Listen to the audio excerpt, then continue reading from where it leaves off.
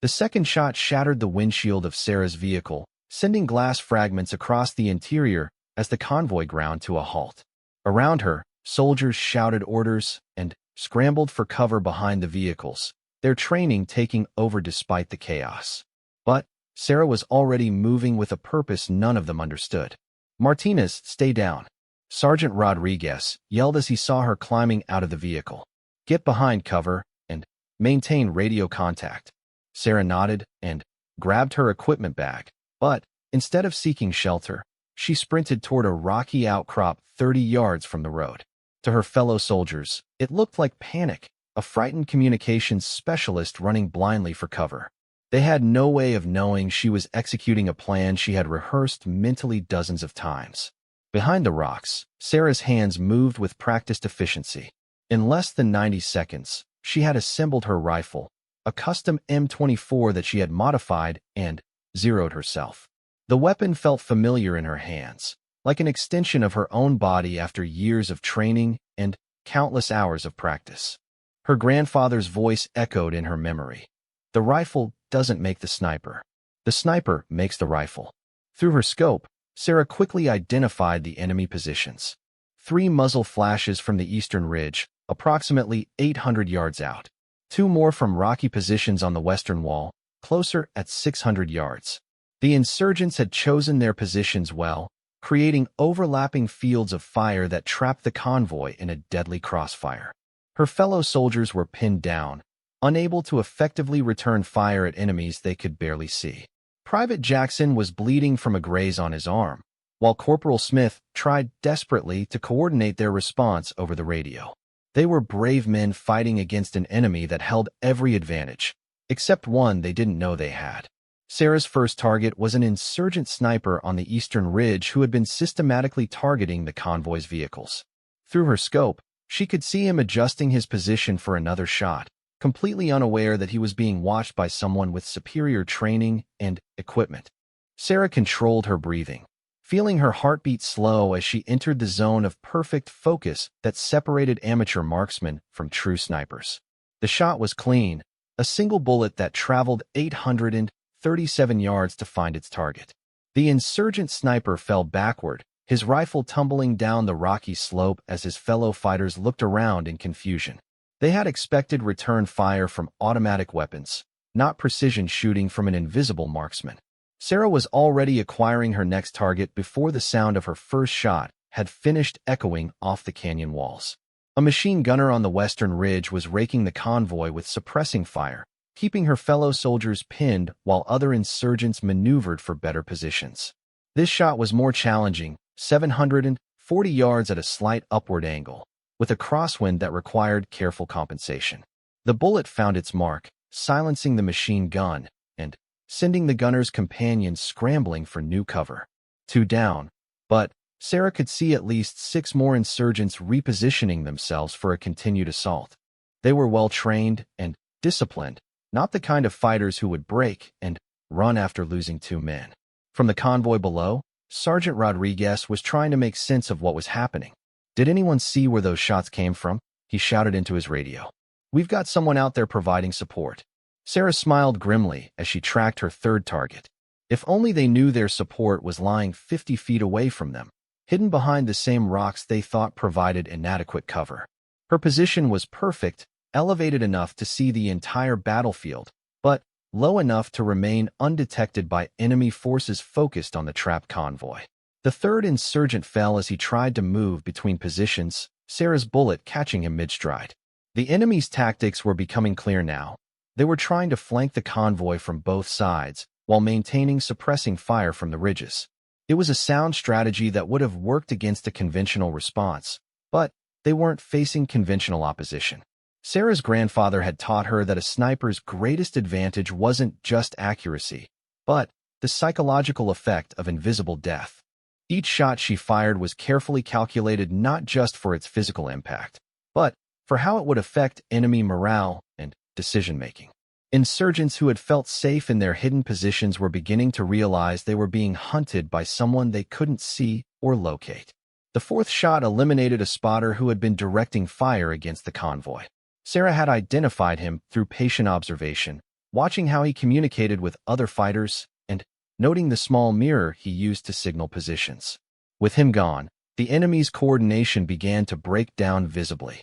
Below, her fellow soldiers were beginning to fight back more effectively as enemy fire decreased. Private Johnson had managed to set up his squad automatic weapon in a position that covered the eastern approach, while Corporal Williams used the lull to coordinate medical attention for the wounded.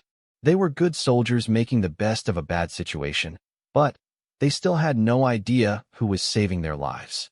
Sarah's fifth target was the most challenging yet, a sniper positioned in a cave-like opening on the western ridge, nearly 1,000 yards away. The shot required precise calculation of bullet drop and wind drift, compounded by the target's partial concealment. Sarah took her time, breathing steadily as she accounted for every variable her grandfather had taught her to consider. The shot was perfect, the bullet threading through the narrow opening to eliminate the threat. But, as Sarah prepared to acquire her sixth target, she realized the enemy was adapting faster than she had anticipated. The remaining insurgents were no longer focused solely on the convoy. They were actively searching for her position. A bullet struck the rocks inches from her head, sending stone fragments across her scope. Sarah rolled left, maintaining her grip on the rifle as she sought new cover. The enemy had triangulated her general position based on the angle of her shots, and now they were trying to flush her out with concentrated fire. This was the moment her training truly mattered. Lesser marksmen might have panicked or retreated, but Sarah's grandfather had prepared her for exactly this situation. When the hunter becomes the hunted, he had said, that's when a real sniper proves their worth. Sarah moved 30 yards to a new position, using the terrain to mask her movement while keeping her rifle ready for immediate use. The enemy fire was concentrated on her previous location, giving her a few precious seconds to set up for her next shot. Through her scope, she could see two insurgents moving down from the eastern ridge, trying to flank her position while their companions provided covering fire. The sixth shot stopped the flanking movement, dropping the lead insurgent as he scrambled across a patch of open ground. His companion dove for cover, but Sarah was already tracking him through her scope. The seventh shot came 30 seconds later, eliminating the second flanker before he could reach a position that would threaten her or the convoy. Now there was only one enemy sniper remaining, positioned on a rocky outcrop that provided excellent concealment and multiple escape routes. This was the leader of the group, Sarah realized, the one who had planned this ambush and chosen the positions with such care. He was the most dangerous target, and likely the most skilled marksman among them. The duel that followed was unlike anything Sarah had experienced in training. The enemy sniper was patient and disciplined, firing only when he had a clear shot, and changing positions frequently to avoid return fire. For several minutes, they stalked each other across the canyon, each trying to anticipate the other's movements and gain the crucial advantage of position. Sarah's grandfather had taught her that sniper duels were won not just with marksmanship, but with psychology. She had to think like her opponent, understand his training and tactics, and find the weakness in his strategy. As she observed his movement patterns, she began to recognize something familiar. This insurgent had been trained by someone with formal military experience, possibly a former soldier who had switched sides. The realization changed her approach. Instead of trying to outshoot him directly, Sarah began to manipulate his movements, using carefully placed shots to drive him toward a position where she would have the advantage. It was a dangerous game that required her to expose herself to enemy fire, but it was the only way to end the threat decisively. The final shot of the engagement was taken at a range of 923 yards, with the enemy sniper partially concealed behind a boulder that he thought provided adequate protection. Sarah's bullet found the 6-inch gap between the rock and his rifle scope, ending the ambush as suddenly as it had begun. Silence settled over Devil's Canyon like a heavy blanket. The enemy was eliminated, the convoy was safe, and Sarah's fellow soldiers were beginning to emerge from cover with expressions of bewilderment and relief. They knew someone had saved their lives, but they had no idea who or from where. Sarah quickly disassembled her rifle and packed it away before anyone could discover her position. By the time Sergeant Rodriguez and the others began searching for their mysterious guardian angel, she was already making her way back to the convoy with her radio equipment, ready to resume her role as the unit's communications specialist. "Martinez," Rodriguez called out as he spotted her. "Thank God you're safe. We had someone providing overwatch during that firefight. Did you see anything from your position?" Sarah shook her head, maintaining the calm expression that had served her so well throughout her military career. "I heard the shots, but I couldn't see where they were coming from. Whoever it was, they saved all our lives." As the convoy prepared to continue their mission, Sarah caught sight of her reflection again in the vehicle's side mirror. To everyone else, she still looked like exactly what she claimed to be, a young woman who had survived a firefight through luck and good cover. None of them suspected that the quiet communications specialist had just eliminated 8 enemy combatants in 15 minutes of precision shooting.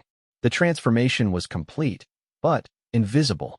Sarah Martinez had revealed her true capabilities without revealing her identity, protecting both her unit and her carefully maintained cover.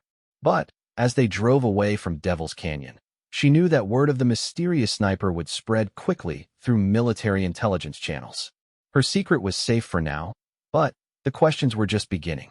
The days following the Devil's Canyon incident brought an intensity to the forward operating base that Sarah had never experienced before. Intelligence officers arrived by helicopter, their faces grave as they interviewed every member of the convoy about the mysterious sniper who had saved their lives. Sarah sat through her debriefing with the same calm demeanor she had maintained for years, answering questions about radio communications and convoy procedures while carefully avoiding any mention of her true activities. Specialist Martinez, Colonel Harrison, the intelligence officer, leaned forward across the metal table. "You were positioned approximately 50 yards from where we believe our guardian angel was operating. You must have seen something, muzzle flashes, movement, anything that could help us identify this person." Sarah shook her head thoughtfully, as if genuinely trying to remember details that might help. "Sir, I was focused on maintaining radio contact with headquarters. The enemy fire was so intense, I kept my head down most of the time. I heard the shots, but they seemed to come from everywhere at once." Colonel Harrison made notes on his tablet, clearly frustrated by the lack of concrete information. "What's puzzling is that no other friendly units were operating in that area. We've checked with every coalition force within a 50-mile radius. Whoever saved your convoy was either operating completely off the books, or..." He left the sentence hanging, but Sarah knew what he was thinking. The alternative was that one of their own soldiers had capabilities that weren't reflected in their official records. It was a possibility that would lead to uncomfortable questions for everyone involved. After the debriefing, Sarah returned to her regular duties, but she could feel the change in atmosphere around the base. Her fellow soldiers looked at her differently now, not with suspicion, but with a kind of reverent curiosity. She had been there when miracle had occurred, and that made her special in their eyes. "I still can't believe it," Private Jackson said as they worked together to maintain the radio equipment. 8 shots, 8 kills, and nobody saw where they came from. It's like we had a ghost watching over us." Sarah nodded sympathetically while internally calculating the precise mechanics of each shot she had taken. Whoever it was, they knew exactly what they were doing. Professional-level shooting like that doesn't come from basic training.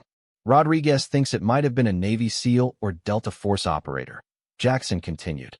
"Someone so classified that even the intelligence guys don't know about them. Makes sense, right? Those guys can appear and disappear like smoke." The speculation continued for days, growing more elaborate with each telling. Sarah's fellow soldiers created increasingly complex theories about their mysterious protector, never imagining that the answer was sitting among them at every meal, maintaining their equipment and filing routine reports. But Sarah knew her secret couldn't last forever. The military intelligence community was small and interconnected, and exceptional marksmanship left distinctive signatures that trained analysts could recognize. Her shooting style, the precision of her target selection, and the tactical decisions she had made during the firefight would be studied and compared against known sniper profiles. 3 weeks after Devil's Canyon, Sarah's fears were confirmed when Sergeant Rodriguez approached her with a troubled expression. "Martinez, I need to ask you something, and I want you to be completely honest with me." Sarah felt her pulse quicken, but her face remained calm. "Of course, Sergeant. What's on your mind?" Rodriguez glanced around to make sure they weren't overheard, then leaned closer. That day in the canyon, when you ran for those rocks by the road, I've been thinking about it, and something doesn't add up. You moved like someone with tactical training, not like someone running in panic. The moment Sarah had been dreading had arrived. She could continue the deception, but Rodriguez was too good a soldier to be easily fooled. Instead, she made a decision that surprised even herself. Sergeant, there's something I need to tell you. But first, I need your word that this stays between us until I decide how to handle it. Rodriguez's eyes widened slightly, but he nodded. You have my word, Martinez. What's going on? Sarah took a deep breath, feeling the weight of years of carefully maintained secrecy. That sniper in Devil's Canyon wasn't some mysterious special operations soldier. It was me. For a long moment, Rodriguez just stared at her, his mind clearly struggling to process what she had just said. That's not possible. You're a communications specialist. You've never even been to sniper school. Actually, I have, Sarah said quietly. I graduated first in my class 3 years ago. My official records were classified at my request for operational security reasons that are too complicated to explain right now. Rodriguez sat down heavily on a nearby crate, still staring at her with disbelief. You killed 8 enemy combatants in 15 minutes, with a rifle that you somehow had hidden in your equipment, and you've been pretending to be just another soldier this whole time. It wasn't pretending, exactly, Sarah explained. I am a communications specialist. That's my official job, and I'm good at it. But I also have other capabilities that my unit wasn't supposed to know about unless it became absolutely necessary. Why? Rodriguez asked simply. Why hide something like that? Sarah thought about her grandfather, about the lessons he had taught her about the value of being underestimated, about the complexity of being a woman in a profession dominated by men who had strong opinions about what women could and couldn't do. Because being a female sniper comes with complications that male snipers don't face, she said finally. Every mission becomes about proving myself instead of just doing the job. Every mistake gets analyzed through the lens of my gender. Every success gets attributed to luck or special treatment. It's easier to just be good at what I do without the extra scrutiny. Rodriguez was quiet for several minutes, processing everything she had told him. Finally, he looked up at her with the expression of grudging respect. Those 8 men you killed, you saved our lives. All of us. We were dead in that canyon without your intervention. I did what needed to be done, Sarah said simply. Just like any soldier would have done in that situation. No, Rodriguez shook his head. Not any soldier could have done what you did. That was something special, Martinez. That was art. Over the following days, Rodriguez kept his word about maintaining Sarah's secret, but she could see him watching her with new eyes. He began asking her opinion on tactical matters, deferring to her judgment in ways that surprised other members of the unit. When they planned patrol routes or discussed potential threats, he would glance at her meaningfully, silently seeking input from someone he now knew had capabilities far beyond her official job description. The change was subtle but noticeable. Other soldiers began to pick up on Rodriguez's altered behavior, leading to questions and speculation that made Sarah increasingly uncomfortable. She realized that her revelation to Rodriguez had started a chain reaction that would eventually expose her secret to the entire unit. The decision was made for her when intelligence analysts finally identified the ballistic signatures from Devil's Canyon. Colonel Harrison returned to the base with a team of investigators and a folder containing classified information that made Sarah's stomach clench with apprehension. We've matched the shooting pattern from your convoy's firefight to a known sniper profile, Harrison announced to the assembled soldiers. Someone operating under deep cover with credentials that go far beyond standard military training. We believe this individual may still be operating in this area, possibly attached to one of our units without official notification. Sarah felt the eyes of her fellow soldiers scanning the group, each wondering if someone among them was hiding extraordinary capabilities. She could see the suspicion and curiosity in their faces, the growing realization that their mysterious protector might be closer than they had imagined. That evening, Sarah made her final decision. She requested a private meeting with Colonel Harrison and Captain Williams, bringing with her the classified documentation that would confirm her identity and explain her presence in the unit. It was time to step out of the shadows and acknowledge what everyone was beginning to suspect anyway. "Colonel," she said as she placed the folder on his desk, "I think you'll find that your ballistic analysis matches my records exactly. The sniper you're looking for has been here all along." Harrison opened the folder and studied the documents inside, his expression shifting from confusion to amazement as he read. "Specialist Martinez, these records indicate you're one of the highest-scoring snipers in military history. Why wasn't your unit commander informed of your capabilities?" "Because sometimes the most effective weapon is the one nobody knows exists," Sarah replied, echoing her grandfather's teachings. "My job was to provide communication support and serve as a force multiplier if the situation required it. Devil's Canyon required it." Captain Williams, who had been silent throughout the exchange, finally spoke up. "Martinez, you've been under my command for 3 months. I had no idea we had an asset of your caliber in our unit." "That was the point, sir," Sarah said. "A sniper who's expected to perform miracles faces different pressures than a communications specialist who happens to be good with a rifle. I could do my job more effectively without the expectations and limitations that come with everyone knowing what I'm capable of." Over the following weeks, word of Sarah's true identity spread throughout the intelligence community and up the chain of command. She found herself facing a choice between maintaining her cover and accepting a transfer to a special operations unit where her skills would be officially recognized and utilized. The decision wasn't easy.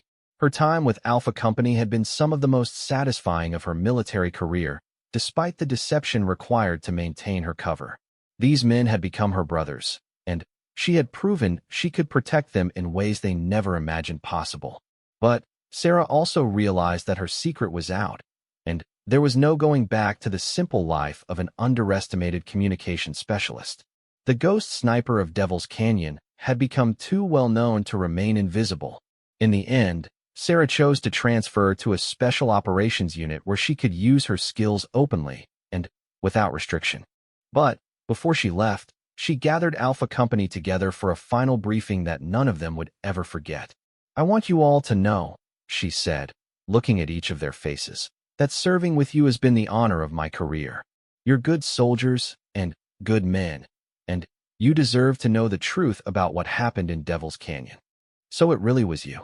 Private Jackson asked, still struggling to reconcile the woman he knew with the legendary sniper who had saved their lives. Sarah nodded. "It was me. And if the situation ever arises again, I hope you'll remember that protection can come from the most unexpected places. Never underestimate the quiet ones." As she prepared to leave the forward operating base for the last time, Sarah reflected on the lessons her grandfather had taught her about the value of being underestimated. She had proven that assumption and expectation were powerful weapons that could be turned against an enemy. But she had also learned that some secrets were too big to keep forever. The quiet communications specialist was gone, replaced by a sniper whose reputation would precede her into every future assignment. It was a different kind of challenge, but one that Sarah Martinez was ready to face with the same calm precision that had made her legendary in a canyon where 8 enemy fighters had learned too late that they were hunting someone who was far more dangerous than she appeared to be. Sarah Martinez wiped the sweat from her brow as she adjusted the scope on her rifle for the 100th time that morning.